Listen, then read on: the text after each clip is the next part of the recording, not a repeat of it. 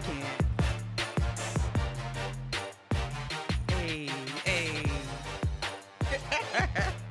Welcome back to my podcast, y'all. Hey, let the music ride a little bit.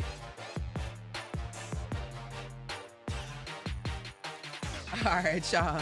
It's your girl, Kyla Coleman, a.k.a. Natural Legalista. Welcome back to my zone where we break down stories from the headlines with a twist, which is usually just humor and gossip. So, today's topic is the secret lives of pastors. So before we jump into that, though, I do self-care tips of the day. You guys already know that. I believe in self-care heavily. So my self-care tip of the day is to schedule yourself into your day.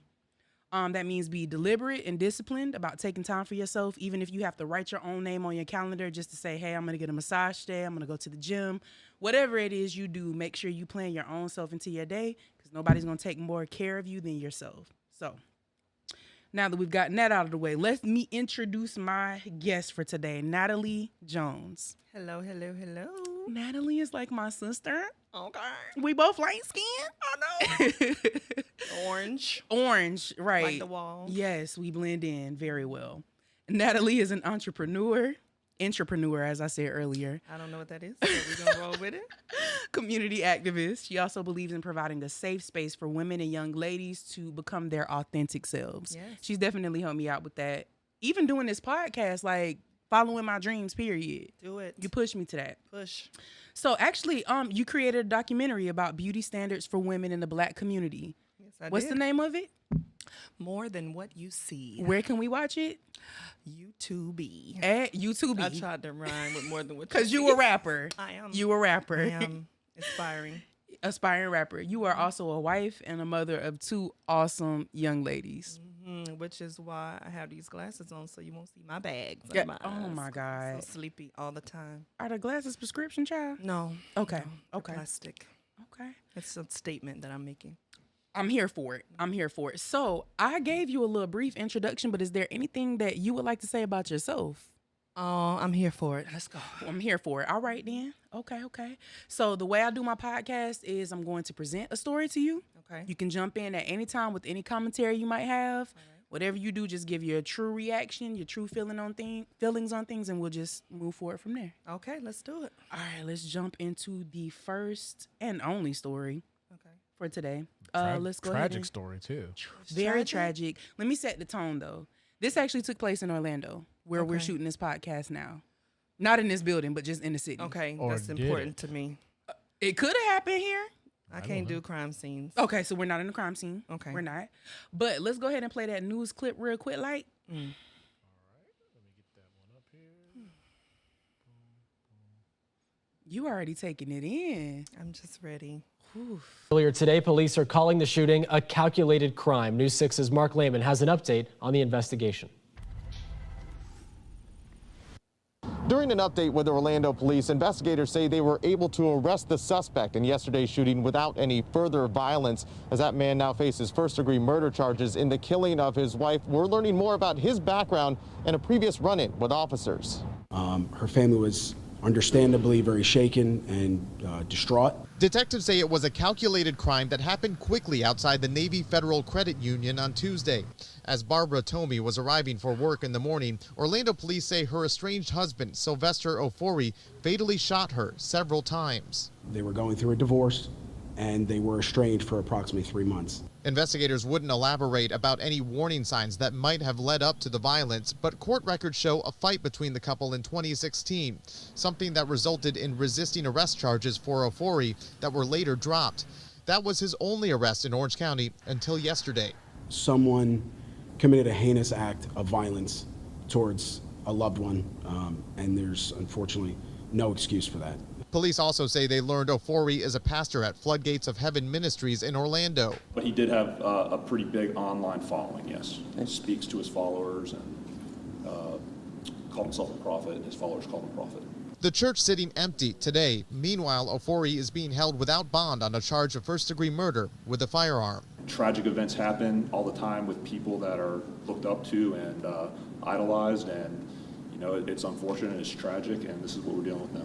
In Orlando, Mark Lehman getting results.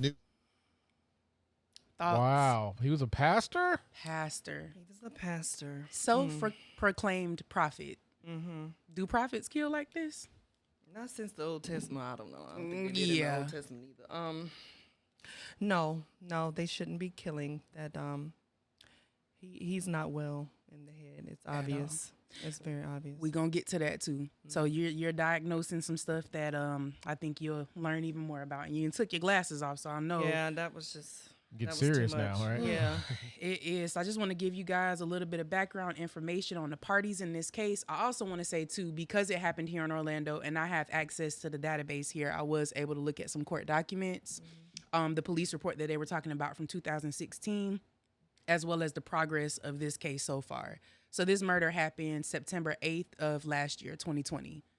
And it struck a chord with me because September 8th is my birthday. Oh. Yeah, so that stood out a lot to me.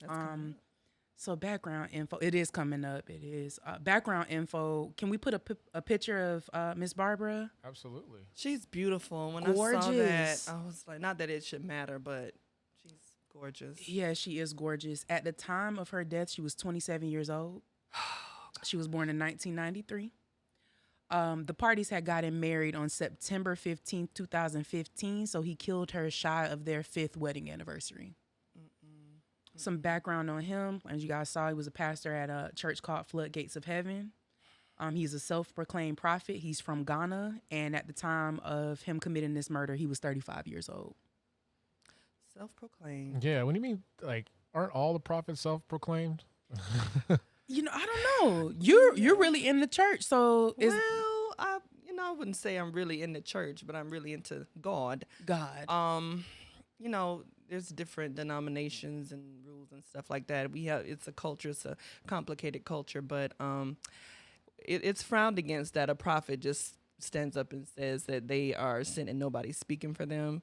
You would assume or hope that they have some sort of record of having prophecies told that came to pass.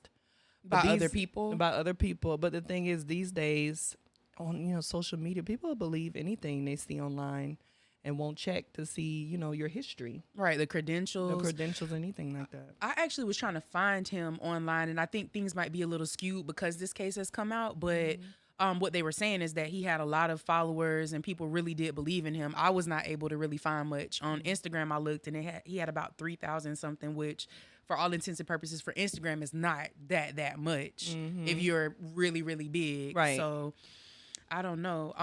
I mentioned that he was from Ghana as well. What I do know in the family law portion of me being an attorney is that certain cultures do not believe in divorce. Okay.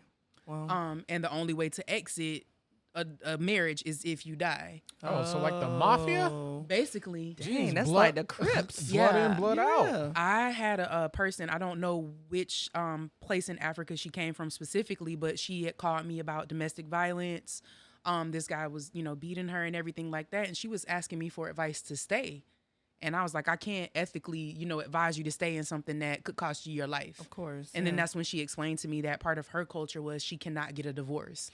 Yeah, see, but I have a personal culture that overrides any other culture. Exactly. And my safety is a big part of that culture. Right. Yeah, me and my husband we don't talk about it all the time, but we did when we first got married, and we understood, like, hey, I love you, but if divorce is an option, people don't like to talk about it because it's not romantic. But let's be real, 50% of marriages end in divorce.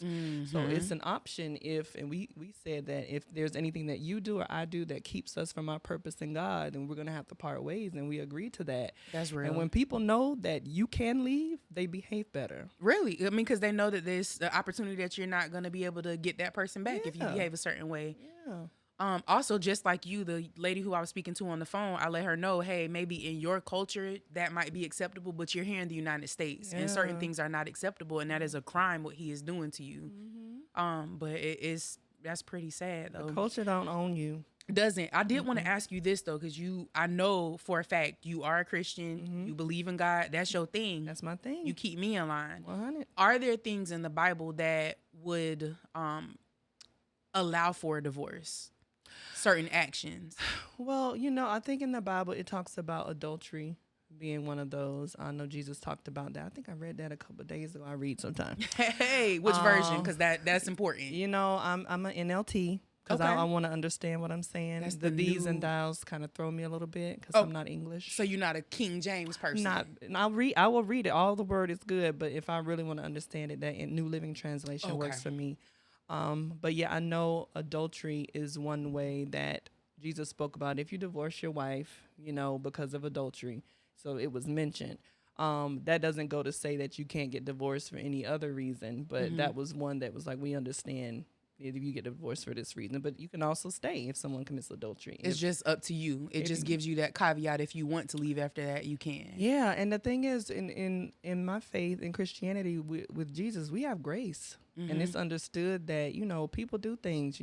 People have abortions. I know it's very not conservative to do so, but people do it. And, you're still loved. You're still accepted. You can still be a believer. Even if you make a so-called mistake, the grace is there to cover that. So they're not these strict can and cannot do rules. It's just really, you need to be developing a relationship with God so that he can speak to you about what's right and wrong for you personally. Yeah. That's what's most important because, That's real. So you mentioned too, though, that in the Bible you saw something specifically about adultery. Is there anything when it comes to domestic violence that could be a deal breaker for that wasn't marriage?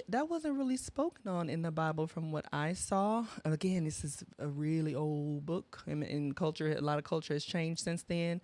But I'm sure there was domestic violence back then. Had to be. I Of feel like, course. Come on. yeah. Even more so back in the day. I mean, so they probably didn't even call it that. They though. didn't even was call just it that. normal. I Right. didn't even think about that. It probably didn't have like a word. But what I period. do remember that my Jesus did. What he did. When that baby was about to be stoned for sleeping with that man, remember the woman that was caught with the man in adultery? He stopped it, didn't he? He sure did. That means to me that he don't want you putting your hands on a woman. Period. So that's all the proof I need right there. Right. Jesus not playing that. No. He stopped him. He said, you without sin, Cast the first stone. I feel like I wanted to add more to that scripture, but I don't want to be disrespectful because I feel like Jesus was like, cast them, and he wanted to cuss, but he didn't because it's Jesus. He stopped him, and that was not a thing. Women were nothing back then to stone a woman. And mind you, the man, I don't even know if there was a consequence for him. Probably not. Right. So Jesus, I believe, man, and then had Mary Magdalene following him, and she had a background that wasn't too clean. Man, he was down for women. Yeah, he so was. I don't think he would have appreciated what this man did to his wife at all. That's real. So getting back to that too. So remember how I was telling you I have access to court documents, and I was looking up the arrest that they said from 2016. So I'm gonna just break it down for you in just regular layman's terms. So basically, what happened was him and Barbara were at a gas station. A cop drove by because they were outside of their car arguing. And so a cop drove by, kind of peeped the scene and was like, this does not look good. He turned on his lights, turned back around, and pretty much put him in handcuffs, sat him on the sidewalk away from her and asked her what happened. So she was saying that he almost hit a pedestrian on a bike and she got upset about it. And when she called him out about it, he got angry. And then that's when she had to leave the car because she felt like she just wanted to give some cooling off. He got out of the car, and she said he hugged her to kind of get her to calm down. But I don't believe a man would put their hands on you in the heat of an argument like that unless they may be trying to restrain you for something or control you, not to calm you down. Right. So basically, that's what happened. The officer didn't see any marks or physical things like that, so he went to release him. And he was like, nah, just take me to jail because I'm sick of arguing with her. Just take me to jail. And he's like, sir, you didn't do anything wrong that I can see, so I have to release you. So he started scuffling with the officers. Wow. Oh, he wanted to go to jail. He wanted to go to jail. That man He crazy. probably knew he knew what he had been doing to her the whole time. This ain't the first time he has been done like something that. like Come that. on now, nobody just shoots for the first time. He done slapped her or something. Exactly. Yeah. So he got in a scuffle with the police officers. Here in Florida, when you do that, it's called resisting without violence. So as long as you haven't punched an officer, kicked, if you just like moving and stuff like that, and they try to restrain you, then you can get a resisting charge. But it wasn't that good of a case, so they dropped it. That's essentially what happened. And then we get to this. So that happened in 2016. This murder happened in 2020. And the facts behind this, like I told you, they had been married for 5 years. They said they were in the process of a divorce, but I looked up the docket and could not see a divorce case at all in either one of their names. So I have no clue how true that was. So you have access to all that stuff?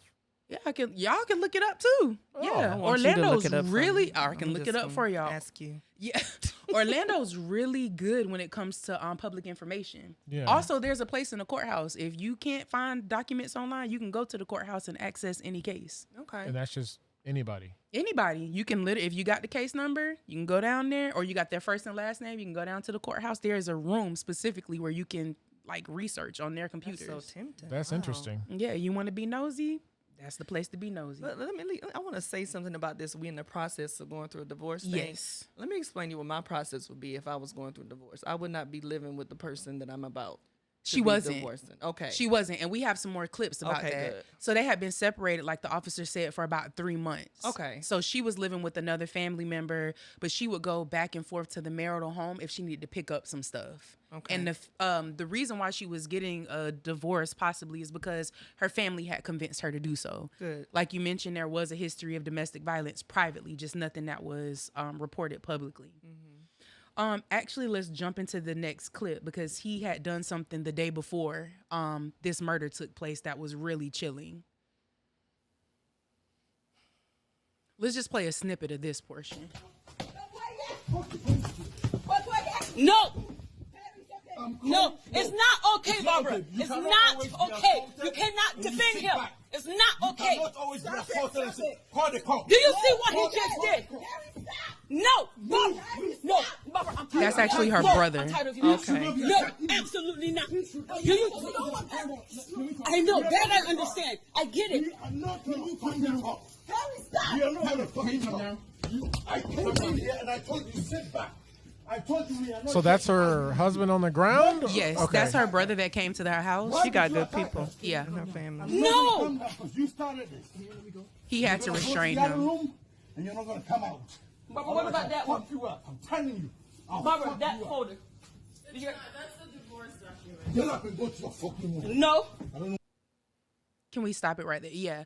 So basically what happened was Barbara wanted to go back to the house to get some documents. She mentioned divorce documents there, but she was getting documents for herself and her family. So she let her family know she wanted to go. So her brother and her sister both went to the house with her, and her husband showed up.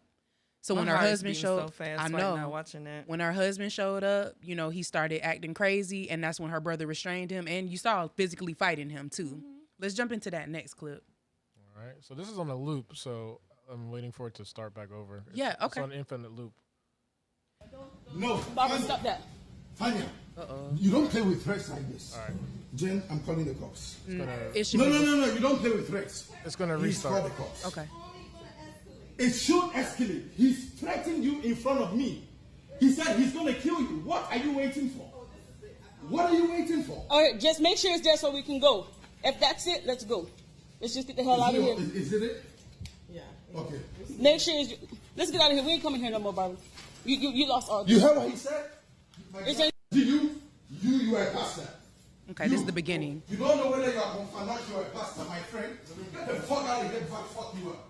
We didn't come here for you. He kind of likes it. Don't let me hurt you. Leave. We didn't come here for you. We came to get something. Can I promise you something? Promise me. If I don't kill your sister, then me, I am free. You got the video, right? Yeah, I got it. Right, call the cops. No. No, call the Yeah, cops. he off in the head. Yeah, so what the translation was, he said, if I don't kill your sister tomorrow, that means I'm fake. So he basically told her he was going to kill her. And so the brother wanted to call the cops. Barbara, I know this is a podcast too, so everybody's not able to see the video, but Barbara is pretty calm during She this whole seemed time. calm. Yeah. So she's used to him acting like that. It's a trauma response. yeah.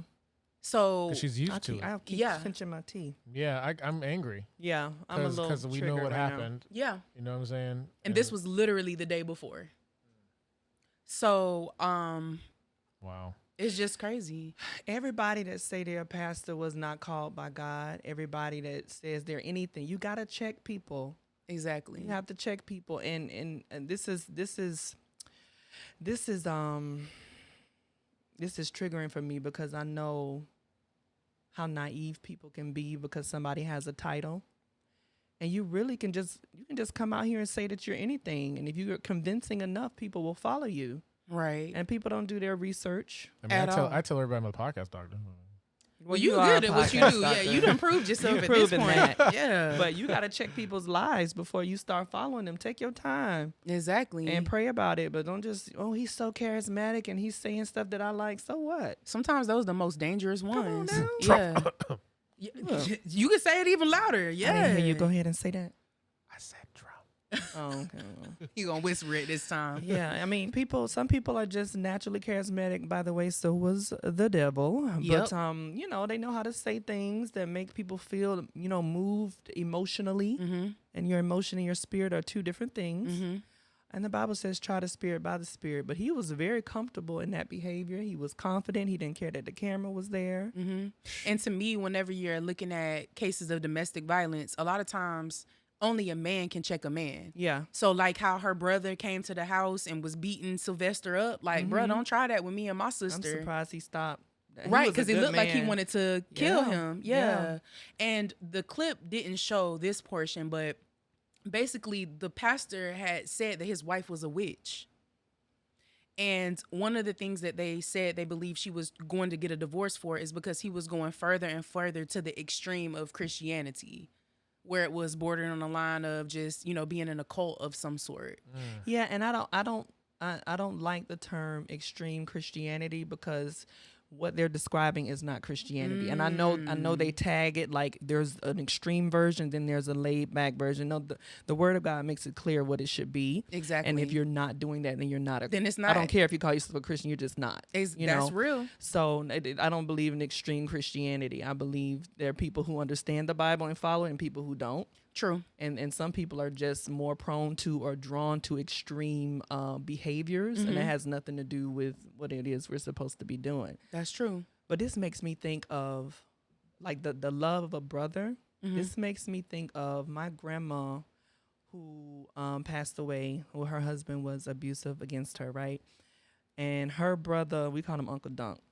He used to keep a drink in his hand and a knife in his pocket, right? Hey, them be the best uncles. Baby, he was younger than her, and he visited from Alabama, and he saw how her husband at the time was treating her, and he got into a fight with him, and he tried to cut him, and she came in and she broke it up, and he told her, he said, if you're gonna stay with me, if you're gonna stay with him, I'm gonna have to go back to Alabama because if I stay here, I'm gonna kill him. Yeah.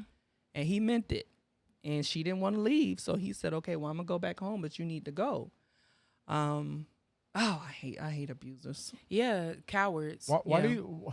So, it's easy to judge on the outside because we're not experiencing these things personally. Right. Why do you think so many women in the past have stayed with the abusers as opposed to now? Well, I know for me, I mean, I've definitely experienced domestic violence before. And the way that it was explained to me, because sometimes you just don't understand why you stay, other than love, because love is a very strong bond. But my therapist gave me the theory of a frog that's in a pot of water on the stove, and the water's getting hotter, like it's increasing, but the frog is like, oh, this feels good. You know what I'm saying? This feels like a hot tub almost. And it's not until the water starts boiling and it's too late to jump out that the frog tries to jump out. Yeah. So it's one of those things, you don't know what you're in until sometimes it gets to be too much. Yeah. And when it gets to be too much, you might be one of those people that survive, and you might be one of those people that don't necessarily make it through it. Yeah. I love that analogy because they talk about if you try to put a frog in water that's already boiling, they'll jump right back Exactly. Your instinct. But see, what I want to talk about is like this idea of love. I think a lot of us don't really understand what love is. And is it even possible to love someone if you don't love yourself? And if you love yourself, there's certain things that you would protect yourself from. Because if I love you, if somebody tries to attack you, I'm going to protect you. Yeah. If I love myself, it's the same thing. I want to keep myself out of harm's way. So I'm constantly trying to teach girls and women that love is more than emotion. Yeah, that's it's real. It's more than an attachment, really, because you can have an attachment to food, to drugs, to alcohol. That doesn't mean you love it. That's real. Love is more than a feeling. It's a choice, and it's connected to other choices. So in order for me to love this man for real, I gotta love me. True. You know. Unfortunately for me, I didn't learn that lesson till after.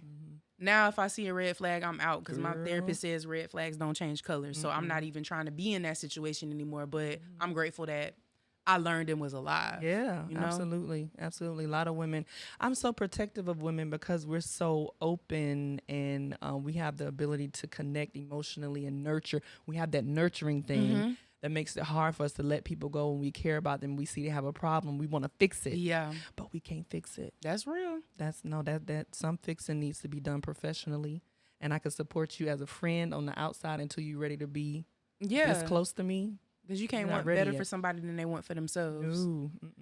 That's real. So with this particular case, the details are horrible, but she worked at the Navy Federal Credit Union out near Millennium Mall. And basically the bank hadn't opened yet. So there were people that were outside waiting in line for the bank to open or waiting outside the ATM. She was actually getting ready to walk into work, noticed that he had come up. He had a gun in his hand. She was trying to knock on the door of the Navy Federal to ask them to let her in, like, hurry up and let me in. They didn't let her in. I don't know if it's because nobody saw her, nobody was, close to the door, but he shot her from a distance, walked up on her and shot her in the head a few more times while she was already on the ground. And then he got in his car, he went back to his apartment. So that place y'all saw on the video, like, that's exactly where he went back to. That's where he ultimately was arrested. Yeah, just craziness. Wow, what a piece of trash. Yeah, for sure. And he's set for trial November 8th of this year, of 2021. So they got to have it all that on. Yeah, they got to have that on video. That's right? actually short. Yeah, they have it on video. There's CCTV. Oh, Jesus. Yeah, that's actually pretty short for a trial because it actually had been set for trial before. It's been continued 3 times. The attorney who represented George Zimmerman is actually who's representing him. Is it bias?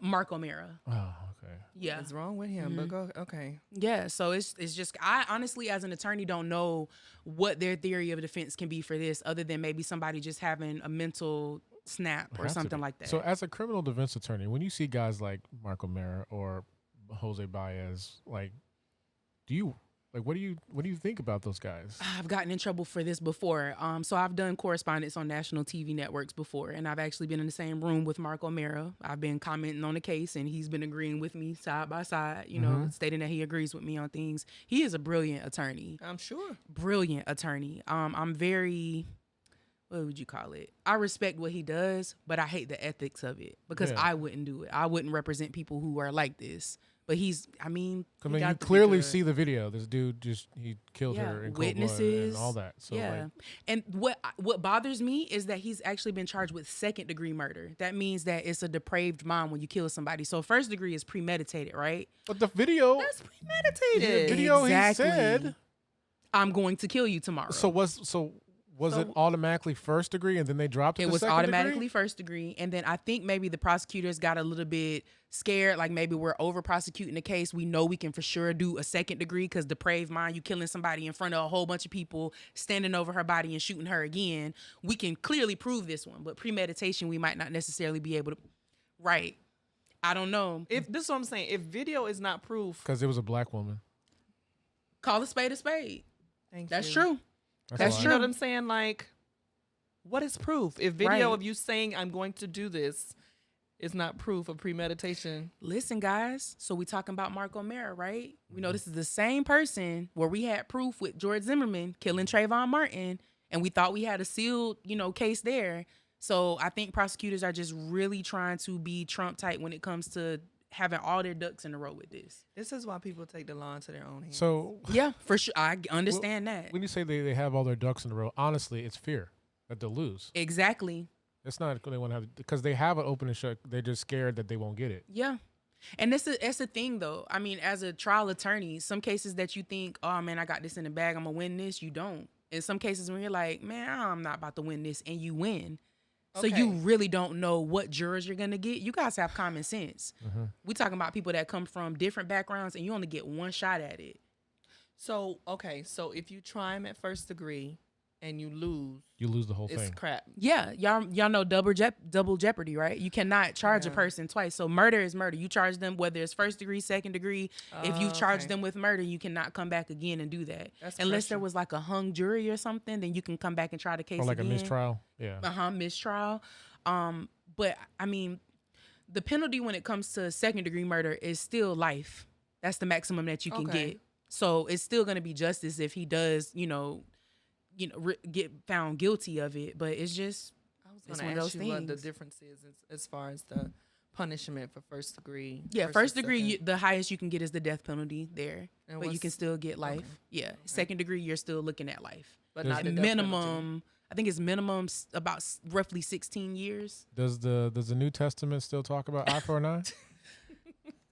Because he could get it. I mean, I don't know. Give her brother 10 minutes. Listen, he was ready. He was ready to get him in that closet. I just feel like, say what you need to say. I just feel like they should have just let the men handle that and left. I would, I don't know. I feel bad for the brother because he gonna regret that he knew what was going to happen. Yeah. And he wasn't there for her. Yeah. Because they kept telling him, to stop. Stop. Yeah. But if it had just been them two, it would have been on. He would have been over. Gone. Yeah. I got family members that will tell you, okay, I'm coming to the city at this time. You need to be out of the city. Don't ask me no questions. Yeah. My dad was a Marine. My brother is crazy. So I'm not going to ask no questions when they tell me to go. It's something you can't even tell them because if you do, it's over. Oh, yeah. Right. I got people. Right. You better be ready for them to be gone if you tell them. Man, but you need people like that in your life, though, Absolutely. for real. And I sincerely hope that the family receives justice and that they are able to get some sort of peace from it. But she was definitely, you can tell, a beautiful spirit. Mm-hmm. Yeah, rest in peace, Barbara. I was looking up some statistics for the United States when it comes to domestic violence, and what I found was 1 in 4 women and 1 in 9 men are victims of domestic violence, which is pretty sad. So what is domestic violence exactly? When does it start? Does it start with the push? Is it verbal? Like, explain. It can be a threat. Could be a threat. Okay. Yeah, it can be a threat or physical. Okay. Whatever it is, if it is the threat of violence or physical violence that is taking place between somebody you're in a relationship with, somebody you are a blood relative with, or have kids with, that's what's considered domestic. Okay. So if I were to fight you right now, which I wouldn't do because I feel like you got hands, I do. That would just be regular. That would be regular battery. Right. But, if it was, God forbid, between you and your husband, it becomes domestic. Okay. And so what's the difference when it comes to how the law views it and the punishment for battery? Punishment is the same. It's the same? Yeah. Okay. Domestic violence and battery are both first-degree misdemeanors. Okay. Yep. Oh, Lord. But it's one of the most underreported crimes. I think about that with 2 daughters.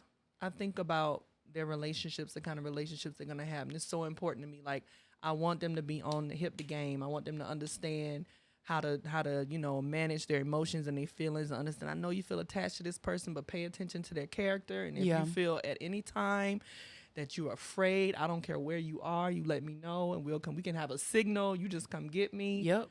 Because, girl, I will catch all the cases. All of them. Baby. And they got a lawyer cases. as an auntie. You can bring me cigarettes and I'll just do that time. Nah, girl, you ain't gonna be in them. Oh, that's you right. You ain't gonna be in them. Yeah. I can play crazy. We're not you don't even got to play. You not gonna be in there. Listen. So take care of me. Do you have, so obviously this was a case involving a pastor and his secret life behind IG, behind what was it called? Floodgates of Heaven. Do you have any stories of crazy things that have happened in the church? Can I lighten it up a little bit? You because, can. The church is not all bad. No, it's and not. I'm a Christian myself. He's not even. I don't even think he was a believer. He was out here a wolf. That's a demon. He was a wolf in sheep's clothing, and the Bible talks about that. You got to check their spirit before you just start following people you like. Yeah. But I have a happy story that'll help lift the mood a little bit. So okay, then I have a scandalous one after that. Okay, well we can go back to that. Okay. So you told me to think of a story. There was one time I went to this church. I grew up in this church. We used to have real long services. I'm not gonna name them. They probably watching. Hey y'all. Hey. But them services was long, and the pastor was long-winded, and the prayers were long. So people they would have altar calls, and people would go up to the altar. I'm already laughing. Would go up to the altar, and some would kneel down at the altar to pray while prayer is going on. And my dad used to work long hours, and so he'd be tired.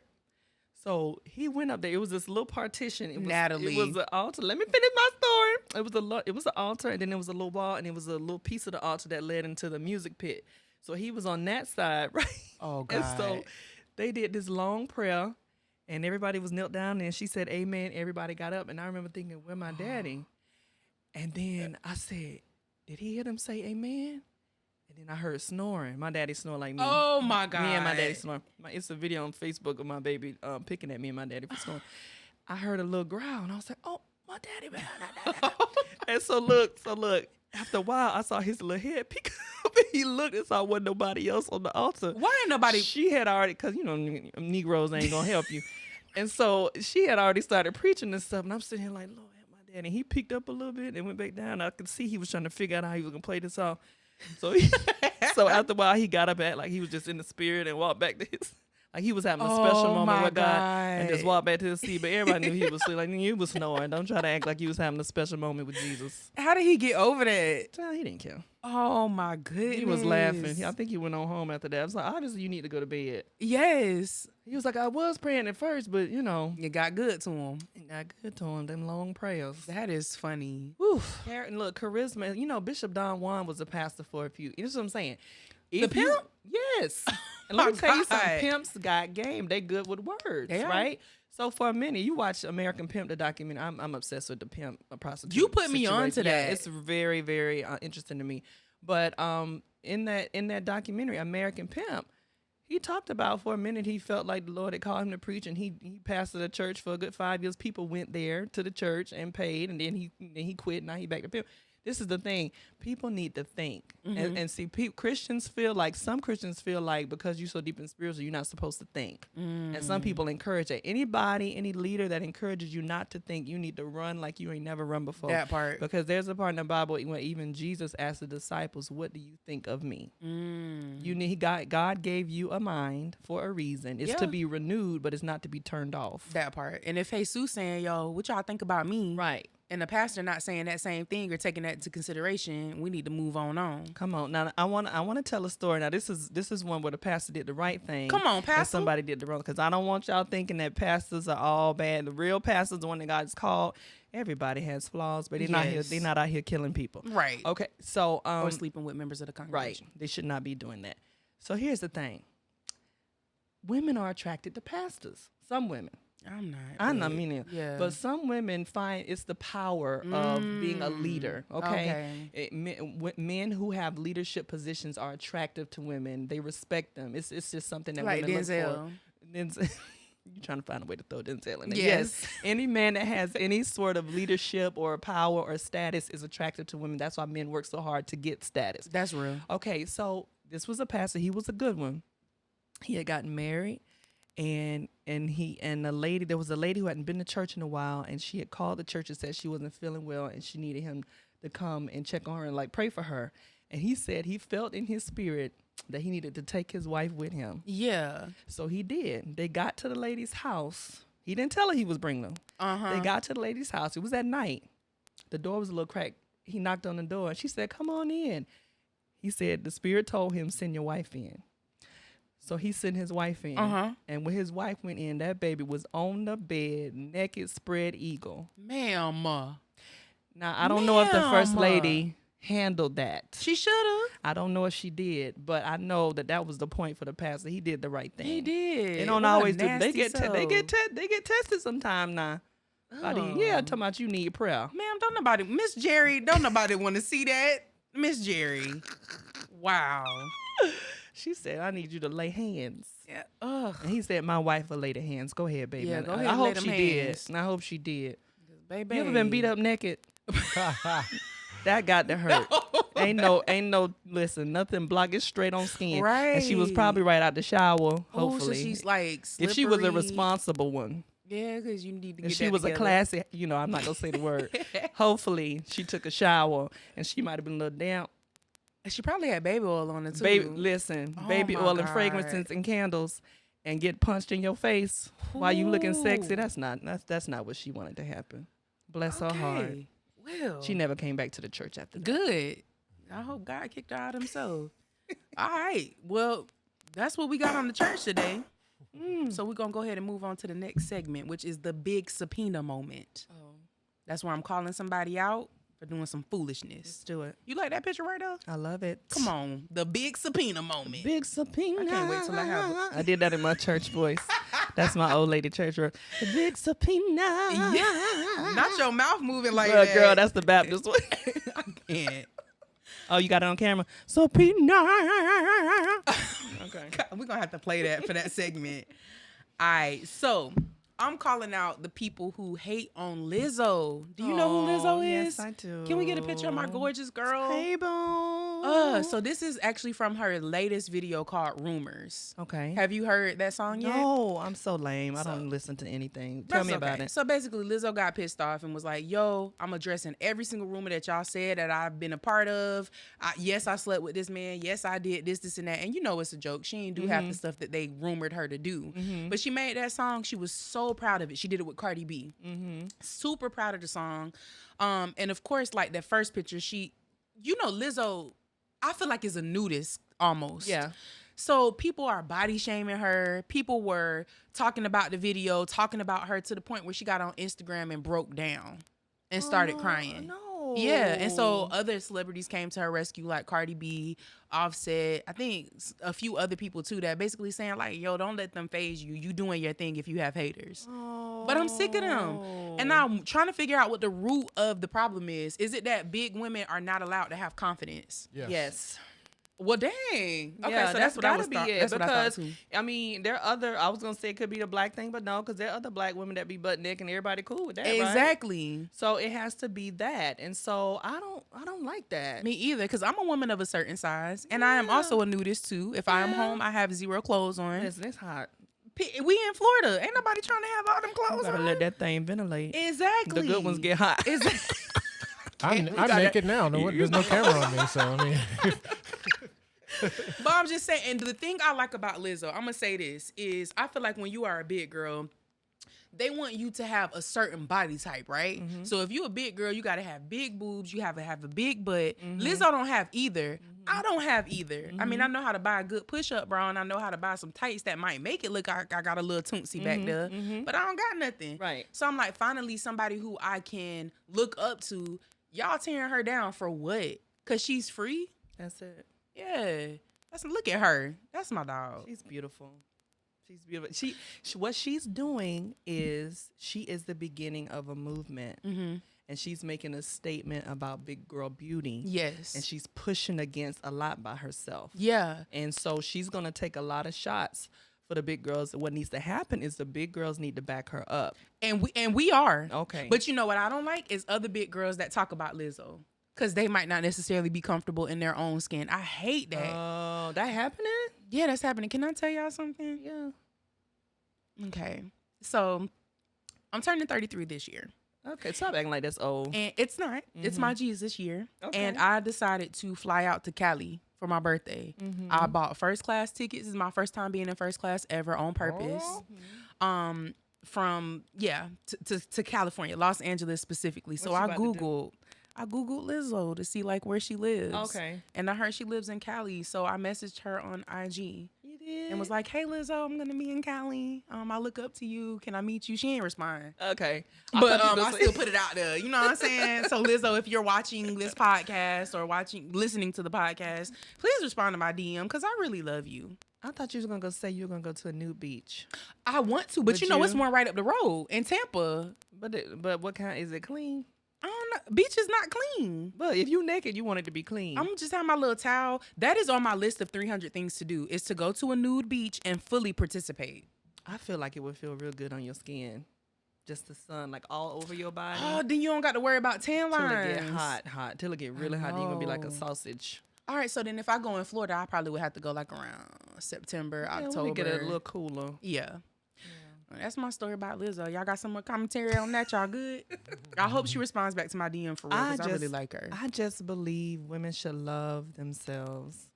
Yeah, because Just you have the love you. documentary on it. Yeah, just love you. And the thing is, everybody ain't gonna love you, and you should love yourself even more fiercely when they don't. That's real. It's like, just like you would, like I said, with protection, you protect who you love. So if Lizzo has to think, what would I do if people were attacking somebody I loved? I know it feels personal and that's why she's crying and stuff, but you have to tell your brain, they're attacking somebody I love. What would you do if that was your daughter? What would you do if that was your mother? I would cuss. And I would fight. I would have it. And y'all gonna see this. Y'all gonna see everything you say you don't like. You gonna see. Yeah. And that's how she is. My mama said the best revenge is success. It is. Oh, I don't even want to. I was gonna say I wanted to see that. People forget that celebrities are human beings. Yeah. Yeah. And they get it. They get it hard. And you know, we don't feel sorry for them because we're like, they rich. They can go to counseling. But these are people, and they end up with mental problems and killing themselves and all kind of stuff because it hurts. God forbid. I hope that she's strong enough she's to good. overcome She's that. strong. She's strong for She sure. is. That's my dog, man. Even if she don't respond back to my DM this time, I'm telling y'all, I'm gonna meet her one day. Her Yeah, and you Oprah, will. they on my vision board. When you meet Oprah, take me. Okay. I don't know if you're gonna know when it happened. But if I know you in feel advance, it in your spirit, just take me. Say, I think this is the Oprah day, and I'll be there because I want to meet her. Oprah Day, Lizzo Oprah Day. Mm-hmm. Well, all right then. Well, we finna wrap on up. But before we do that, where you can find me, if you're trying to find me for business, you can go to colemanlaw.net. If you just want to hang out on the internet, chat with me or whatever, you can find me on Facebook. It's Kyla A. Coleman.